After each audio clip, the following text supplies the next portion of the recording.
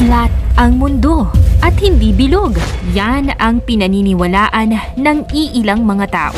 Kahit pa ng mga kilalang personalidad gaya ni NBA player Kyrie Irving at Draymond Green, flat daw ang mundo. Maging ang reality TV personality na si Tila Tequila at American rapper na sa B.O.B. Tila sila ay naniniwala na ang mundo ay flat at hindi bilog. Kahit pa umusbong ang makabagong teknolohiya upang pag-aralan ang hugis at anyo ng mundo, maraming tao pa rin ang naniniwalang ang mundo ay hindi bilog o globo.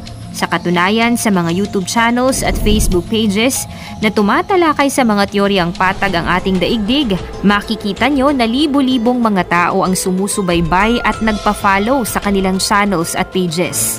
Sino-sino ang nagsusulong ng paniniwalang ito? Ano ang matibay nilang basihan para masabing ang mundo ay flat at hindi bilog? Ang totoong hugis ng mundo? Yan ang ating aalamin. Ang pinakasikat na naniniwala na ang mundo ay flat ay tinatawag na flat earthers. Sila ay may matinding batayan at iba't ibang mga conspiracy gaya di umano ng NASA ay nagpapakalat daw ng kasinungalingan sa publiko tungkol sa totoong hugis ng mundo. Maging ang first moon landing daw ng tao ay peke at pawang kasinungalingan. Peke daw dahil sa flag na hinahangin. Walang mga bituin sa likuran ng mga larawan at hindi magkatugma ang footprint ng mga astronaut. Bakit flat ang mundo? Ayon sa flat earthers, alam nyo ba na ang flat earthers ay bumabase din sa biblical interpretation? Kaya nila sinasabing ang mundo ay flat? Ito daw ay nakasulat sa Genesis chapter 1 verses 6 to 8. And God said, "Let there be a firmament in the midst of the waters, and let it divide the waters from the waters. And God made the firmament, and divided the waters which were under the firmament from the waters which were above the firmament. And it was so, and God called the firmament heaven. And the evening and the morning were the second day." Sa bersikulo, alam natin ito ang paglikha ng Diyos sa mundo. At sa paglikha ng mundo, meron din siyang ginawang firmament o sa Tagalog ay kalawakan. Ang pagkakaunawa ng mga flat earthers sa firmament o kalawakan ay tumutukoy sa espasyo sa loob at labas. At ito daw ay gawa sa matigas na bagay o solid materials tulad ng isang dome, vault, at naka-encase at nakatakbo sa itaas ng earth. Ito ay isang konsepto na nagsasaad na ang mundo ay nakabalot sa isang malaking estruktura na katulad ng isang kisame na nagbibigay proteksyon o limitasyon sa mundo. Ito rin daw ang nagpapatunay ng pagiging flat ng mundo. Kaya para sa mga flat earthers, imposible at walang makalalabas sa barrier na ito. Kaya hindi daw totoo ang moon landing, rocket launch, at pagpunta ng mga astronauts sa outer space, kundi ang lahat ng ito ay nagaganap lamang sa ilalim ng dome.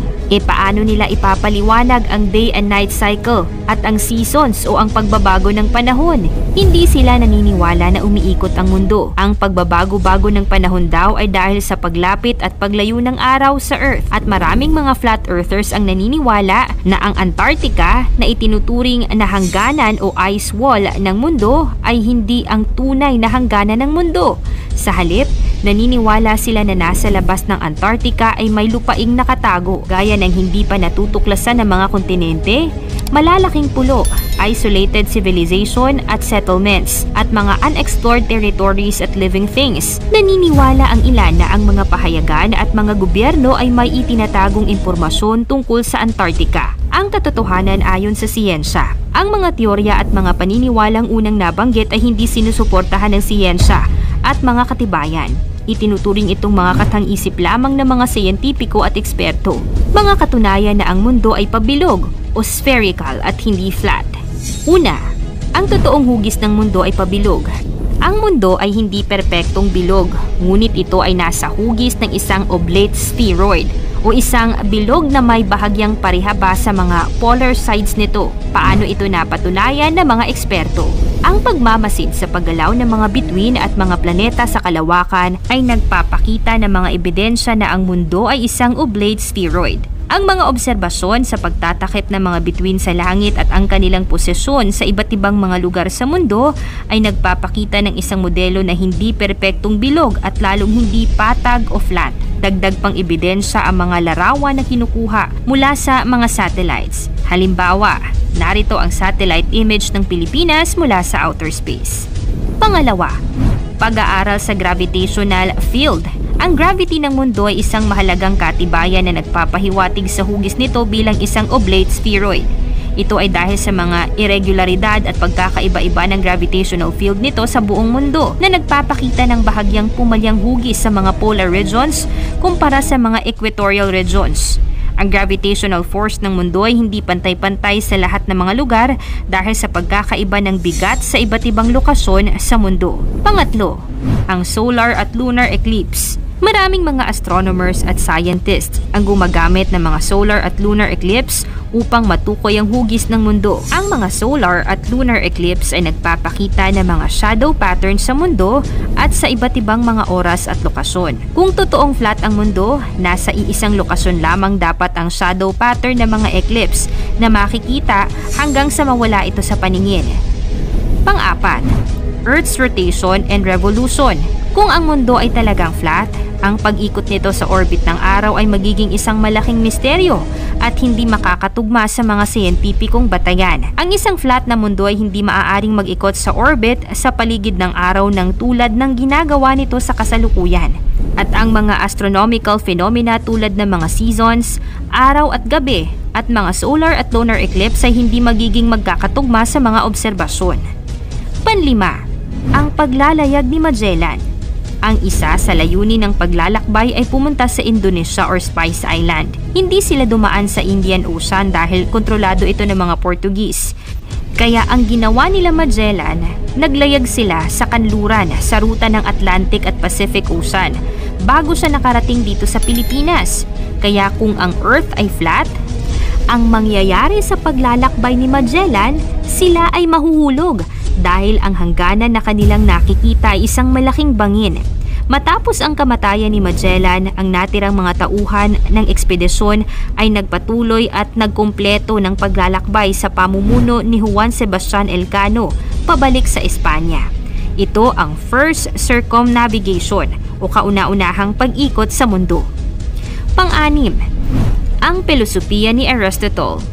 Ayon sa kanya, ang mundo ay may hugis ng isang geocentric sphere o isang bilog na sentro ng universe. Naniniwala si Aristotle na ang mundo ay nasa gitna ng langit at lupa at ito ang sentro ng cosmic order. Ang paniniwalang ito ni Aristotle ay nagpapahiwatig na ang mundo ay hindi flat kundi merong isang hugis na bilog o spherical. Pampito, ano ba ang turo ng Biblia sa hugis ng mundo? Ayon sa Isaiah 40:22, He sits enthroned above the circle of the earth, and its people are like grasshoppers. Sa konteksto ng talata, ang paggamit ng salitang circle ay nagbibigay diin sa katangian ng mundo bilang isang cosmic body na may hugis na pabilog.